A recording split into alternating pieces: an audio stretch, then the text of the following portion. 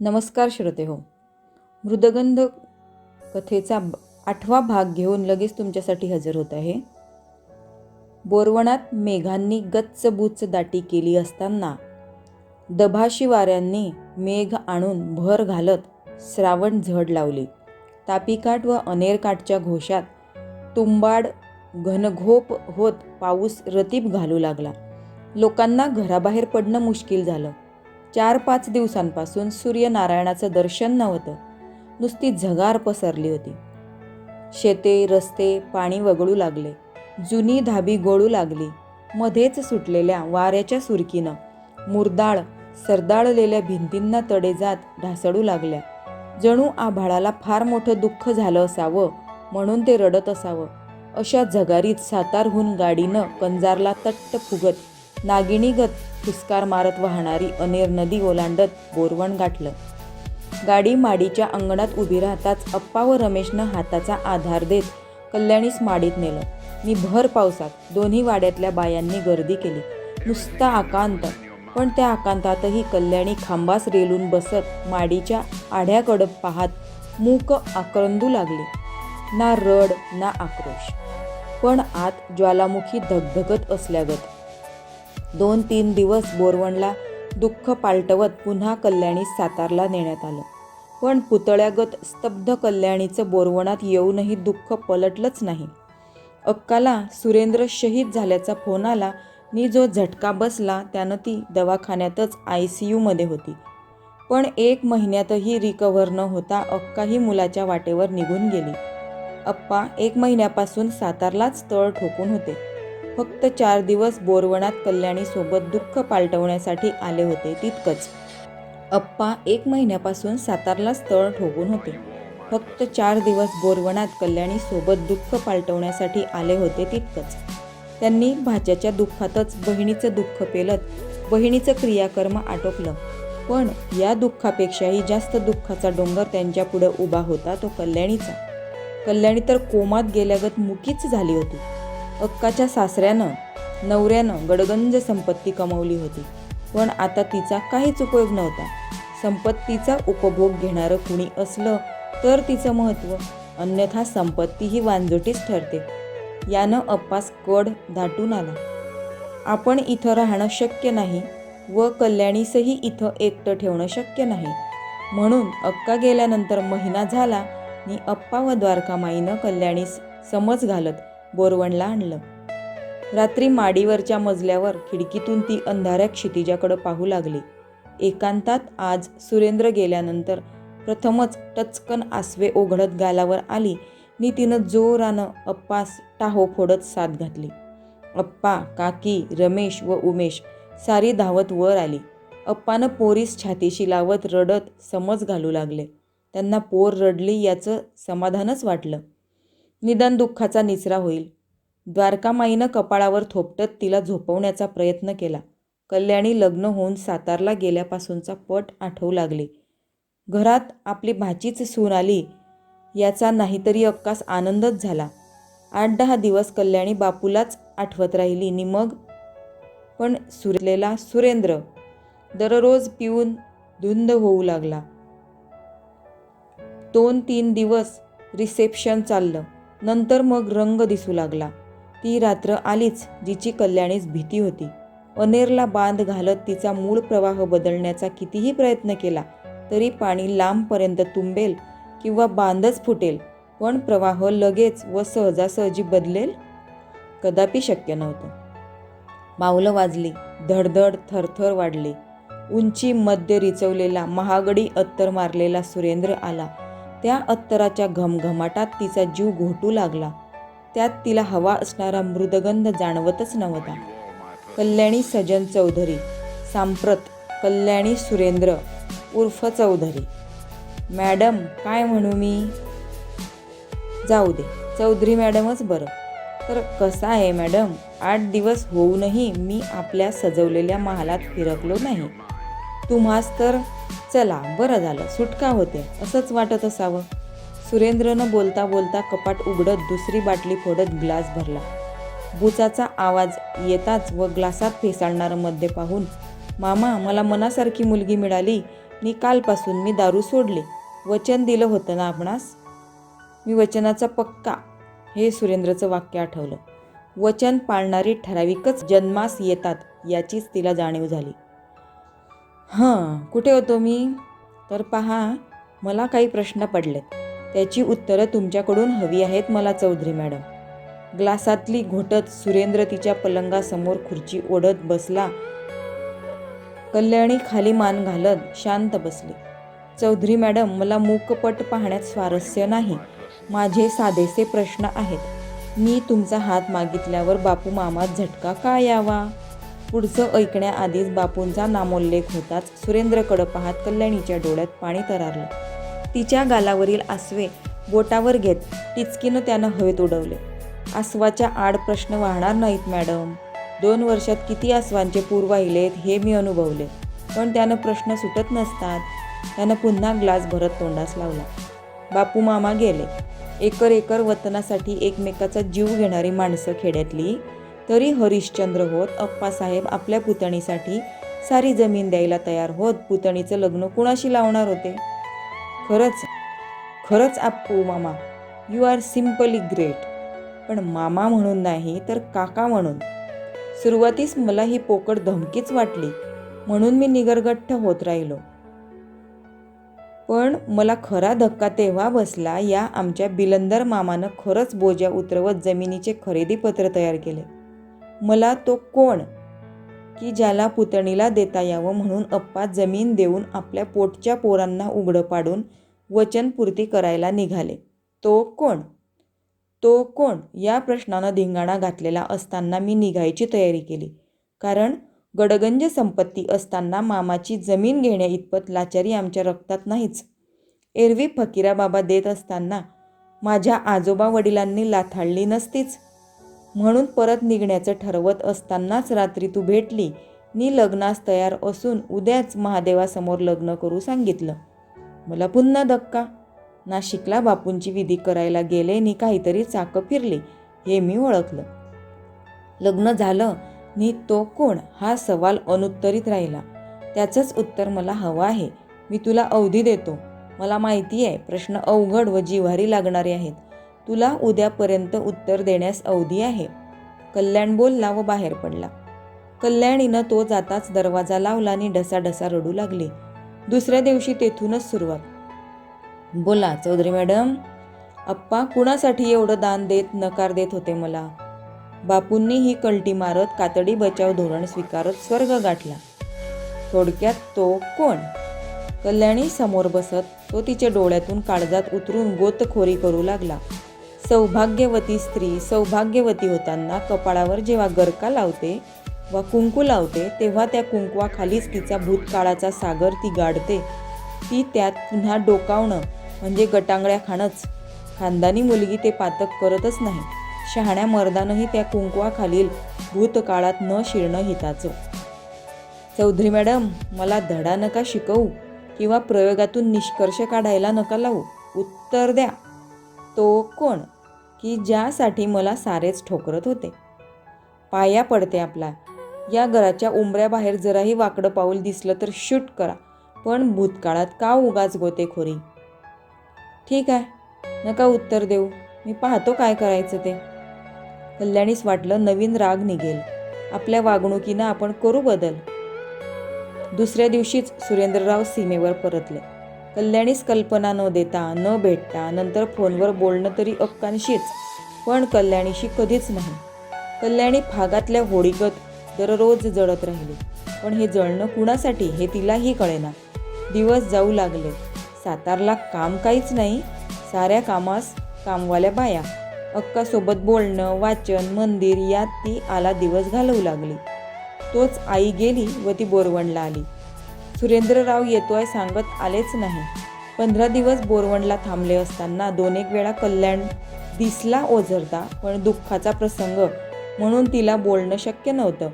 पण तोही टाळतच होता.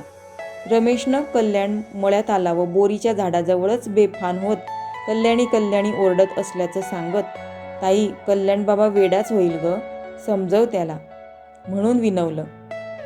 जब्बू भेटल्यावर तर त्यानं अनेर काठावर रात्रभर केव्हाही उठून फिरत असल्याचं सांगितलं. सातारला परतण्याआधी बोलावत समजण्यासाठी प्रयत्न केला, पण कल्याणीचाच ताबा सुटला. कसला उमरानी कसलं काय, करकचून मिठी घेत या जगालाच आग लावावी ठरवत तिनं त्याला बिलगण्यासाठी झेप घेतली.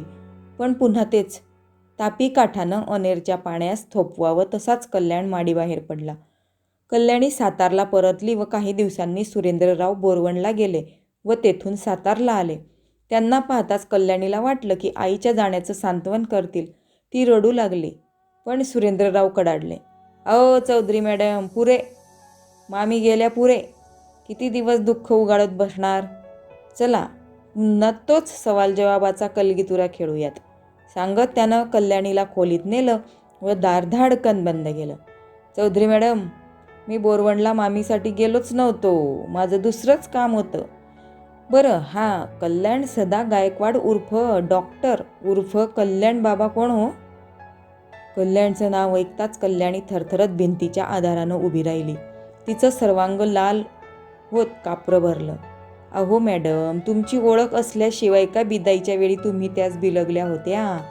मला तेव्हाच खरं तर प्रश्न पडत नस तडकली होती, पण भावनाप्रधान परिस्थिती असल्यानं मी खोलात विचार केला नाही. सुरेंद्र लाल तांबारल्या नजरेनं तिच्याकडं पाहत बोलत होता. पाया पडते, प्लीज नका हो. तुम्हास काय वाटलं होतं तो कोण हे मला समजणार नाही? अख्ख्या देशातल्या परदेशातल्या शत्रूंची माहिती आम्ही यो काढतो, पण मला तुमच्याच प्रेमाची कहाणी तुमच्याच मुखातून ऐकायची. पण नाही ऐकवली तुम्ही. मग काय मिळवली आम्ही? फक्त तरी एक बाब तुमच्याच तोंडून ऐकायची उत्कट इच्छा आहे, सांगाल ना? कल्याणी हुंदके देत भिंतीच्या आधारानेच खाली सरकत बसली. कल्याण बाबा व तुमचं होतं हे त्या महाशयांनी कबूल केलं, पण कुठपर्यंत होतं हे तुम्ही सांगा मला. आता मात्र तिचा संयम सुटला. ती रडता रडता क्रुद्ध झाली. संतापत ती कडाडली. सुरेंद्रराव, तुम्ही पती म्हणून नालायक आहात हे मी 8 दिवसातच ओळखलं होतं, पण माणूस म्हणूनही नीचच आहात हेही आज सिद्ध केलं. लाव्हा आपल्या अंगावर उडताच सुरेंद्रनं टेबलच उचलत समोरच्या आरशावर फेकला. आरशाची बिलोर फुटत काचाच काचा. कल्याणी सुन्न होत तशीच बोलू लागली. अहो, अल्लडतेनं व बालसुलभ वयात चुका होत असतात, तशा माझ्याकडूनही झाल्यात, पण तरी त्यानं वेळोवेळी मला सावरत शाश्वत पाक प्रेमच केलं, तेही वडिलांचा विश्वास संपादन करत. बस, हे शाश्वत, शुद्ध, देशी, नकली हे बंद कर. फक्त कुठपर्यंत ते सांग. कल्याणीला मध्येच तोडत तो चिकाटला. हो, केला आम्ही प्रेम, मग का पडलात मध्ये? पडलात मध्ये तर आम्ही त्याग करत प्राप्त परिस्थिती स्वीकारली तसं स्वीकारायची मर्दानगी दाखवा. प्रेम करणं पाप नाही, पण सप्तपदी चालल्यावर परत माघारी फिरणं पाप. तसलं काही दिसलं ना तर त्याच दिवशी खांडोळी करा. ऐक, तुझं बंद कर. का मध्ये पडलो ऐक. तू जसं प्रेम केलं तसंच मीही उरतोड प्रेम तुझ्यावर यशदाला पहिल्यापासून केलं. 2 वर्ष रात्र दिवस तीड तीड तुटलो, पण तरी त्या विरहाच्या दाहकतेतही सुख होतं. तू सापडली नि बोरवणला आलो ते परम सुख. पण ज्या वेळेस मला लाथाळलं तेव्हा एवढी गडगंज संपत्ती, देवाने मुक्त हस्ताने बहाल केलेलं सौंदर्य, चांगला हुद्दा व सरळ नातं, तरी नकार हा मला माझ्या मर्दानकीचा अपमान वाटला.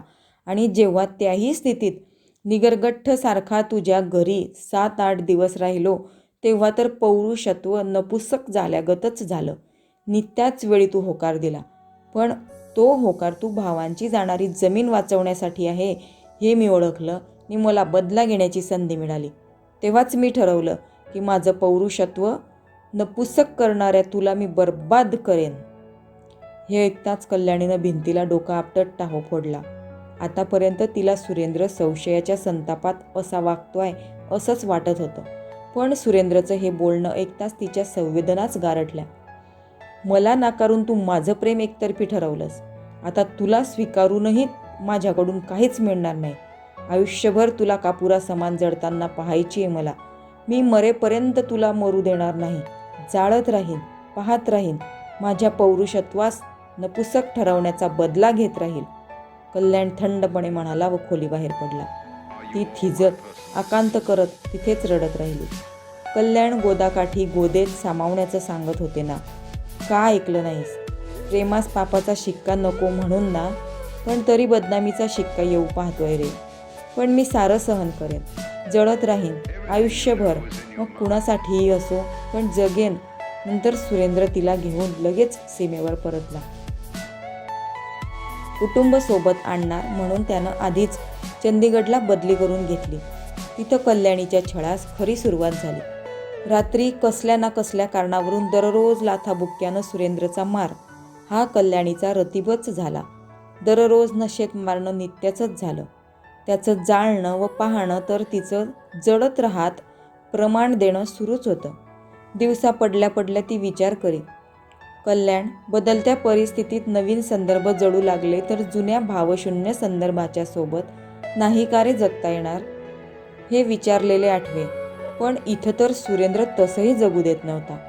सीमेवर वातावरण गढुळलं तशी परिस्थिती तंग झाली. सैन्यास सीमेवर पाठवलं जाऊ लागलं. सुरेंद्रनं कल्याणी सातारला परत पाठवलं व तो चंदीगडहून सीमेवर गेला. पुढच्या 8च दिवसात सातारला फोन खणाणला. अक्कानं फोन उचलला आणि अक्का कोसळली. सुरेंद्र शहीद होत अनंतात विलीन झाला. कल्याणी भानावर आली. पोरवणात पहाट फुटत होती. कोजागिरी होती. दिवाळी गेली, अक्षय तृतीयाही. पण कल्याणीनं स्वतःस माडीवर वरच्या खोलीतच कोंडून घेतलं. कुणाशी बोलणं नाही, फिरणं नाही. द्वारका काकीनं आग्रहानं दिलेले 2 घास ढकलणं, झोपणं, उठणं, बस. सुरेंद्र जायला 1 वर्ष झालं. कुंकू पुसला गेला. कपाळ उघडं पडलं आणि आत दडवलेला भूतकाळाचा सागर भरती येत उचंबळत होताच. पण कल्याणी वर्षभर त्याला थोपवत आली होती. पण कुंकूच पुसल्यावर तो भूतकाळाचा उचंबणारा सागर कुठवर थांबणार? वादळानं खवळलाच. मध्यंतरी 1 वर्षाची बिनपगारी रजा संपताच शिरसाड सरांनी तिला हजर करत पुन्हा वर्षभर तशीच रजा टाकावयास लावली. सुरेंद्र हयात असताना तिनं राजीनामा द्यावा यासाठी कितीदा तरी बुटासहित लाथांचा मार खाल्ला होता. पण त्यावेळेस तिला सातारलाच आंतरजिल्हा बदली करू असं वाटत होतं. पण अक्काही तिला कशाला नोकरी ग? आपल्या घरी गडी राबतात नी तू नोकरी करशील कशाला? आता अप्पाही शिरसाड सरांना राजीनामाच सांगत होते. पण शिरसाड सरांनी पाहू पुढे सांगत रजा वाढवली. अक्षय तृतीयेच्या आसपास द्वारकाबाई थकल्या व पोरंही वयाची झाले म्हणून पोरांची लग्न उरकत घरात सुना आणल्या. त्यामागं कल्याणी सोबत हाही उद्देश होताच. दोन्ही सुनाही सच्छील, सोज्वळ व मनमिळावू मिळाल्या. त्या कल्याणीची सर्व सेवा करू लागल्या. कल्याणी आताशी कुठे वहिनींशी दिवसातून एखाद वेळा बोलू लागली. श्रावण जडला. गाव शेवाळलं. शेवाळल्या गावात साथीच्या आजारांनी डोकी वर काढली.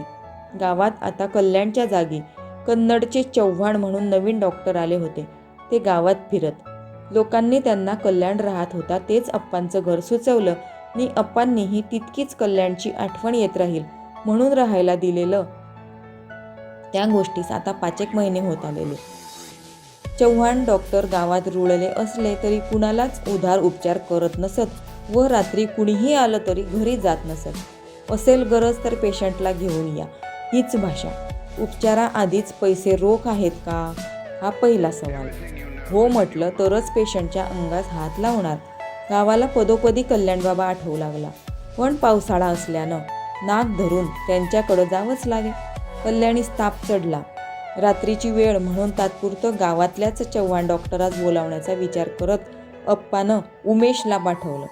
डॉक्टर शब्द कानावर पडताच कल्याणीच्या डोळ्यात टपोरे थेंब तरारत त्याची उष्णता तिच्या गालावर तापातही जाणवू लागली. तिनं अप्पास डॉक्टरास बोलावण्याचं नाकारलं. पण उमेश निघून गेला होता. तो परत येत अप्पांना खाली बोलवलं. अप्पा, ते चव्हाण माकड रात्रीचं कुणाकडं जात नाही मी.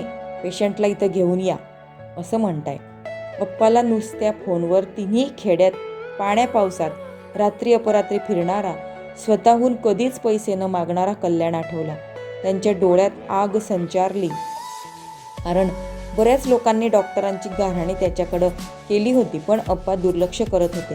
आता येत नाही म्हटल्यावर ते संतापले. त्यांनी छत्री घेतली. गल्लीतल्या दलपत तात्यासही सोबत घेतलं. डॉक्टर आहेत का घरात? बाहेरूनच त्यांनी आवाज दिला. अप्पांचा आवाज ऐकताच गल्लीतलेही अंधार पाऊस असूनही गोळा झाले. या अप्पा, आणला का पेशंट? कोण आहे? उमेशला परत पाठवलं म्हणून अप्पा पेशंट घेऊन आले असतील असं वाटत डॉक्टर विचारू लागले. पेशंटचं राहू द्या, आमचं पेशंट आम्ही कंजारला पाठवलं, पण माझं घर आत्ताच खाली करायला आलो आहे मी. आपण गेलो नाही म्हणून हा खेडवड अप्पा धमकी देतोय हे चव्हाणनं ओळखलं व तो संतापात अप्पांवरच उखडला. एवढ्या रात्री पावसात कोण घर सोडतं का? हा काय व्यवहार आहे? सकाळी या, तुमचं घर खाली करतो. अय चव्हाण, मला व्यवहार शिकवतो? सकाळी घर खाली करायला तू काय घरात भाड्यानं राहत नाही? चला फेकार याचे डबडे. आपण आलो तसं भाडं दिलं नाही हे डॉक्टरांच्या लक्षात आलं. अहो, तरी भाडं काय सोडणार आहात का तुम्ही? कधीतरी घेणारच ना. मी एवढ्या रात्री घराबाहेर काढताना माणुसकी नावाची चीज आहे की नाही? मी भाडं घेणार की सोडणार हा भाग नंतर. आधी मुकट्यानं सामान काढ. मला माणुसकी शिकवतो रे तू, आत्ताचा मिसरूट फुटलेला. पेशंटला पैसे नाहीत म्हणून परत पाठवताना तुझी माणुसकी कुठं जाते चरायला?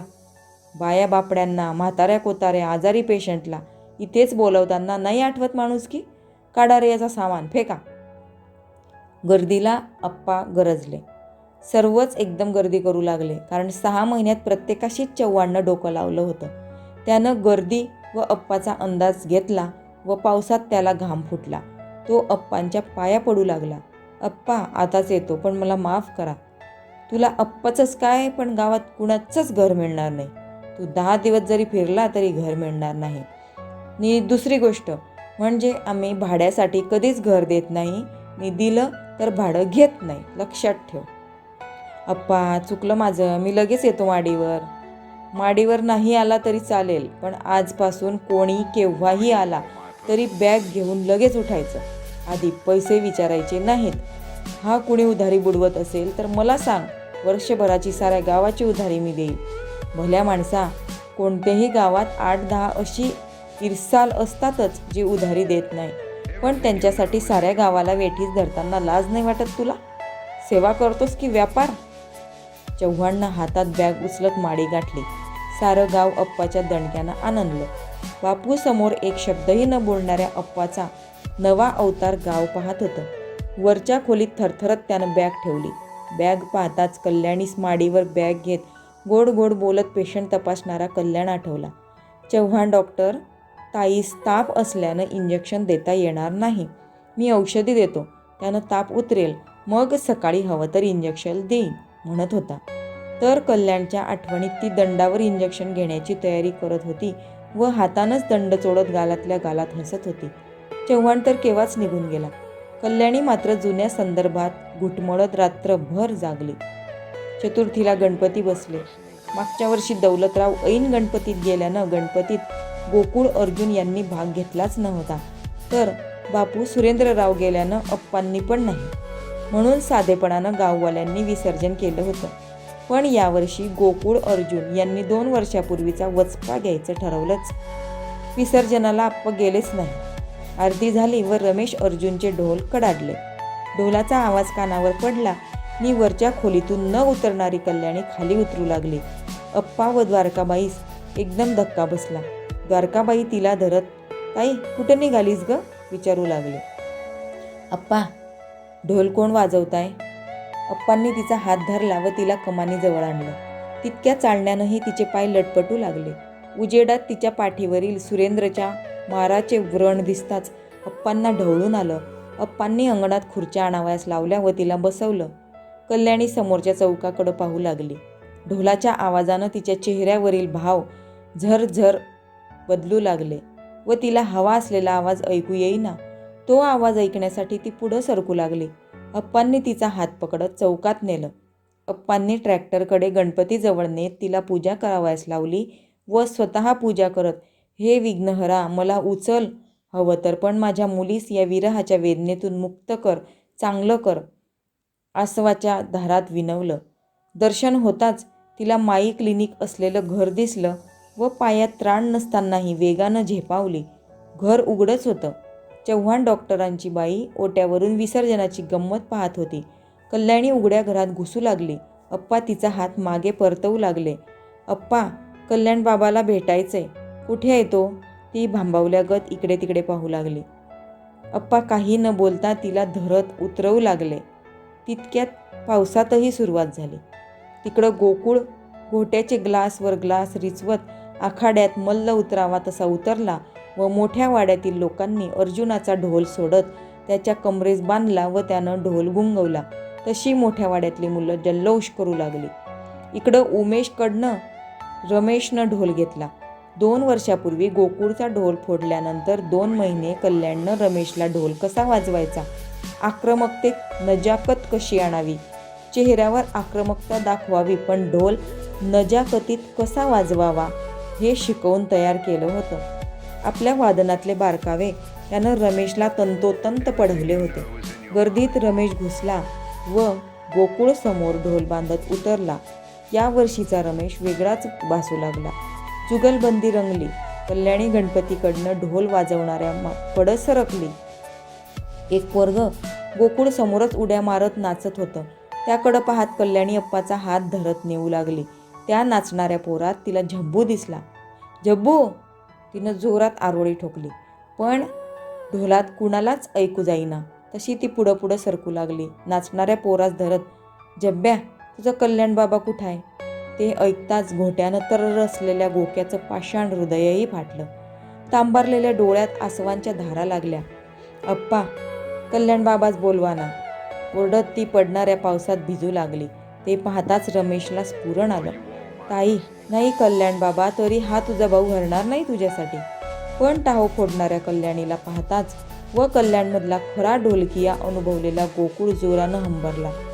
तायडे, आग लागू त्या दुश्मनीला आणि खड्ड्यात गेली स्पर्धा. आजपासून तुझ्या कल्याण बाबांचीच पार्टी कायम जिंकेल म्हणत त्यानं स्वतःचा ढोल फोडला व अंगावरचा शर्ट काढत भिरकावला.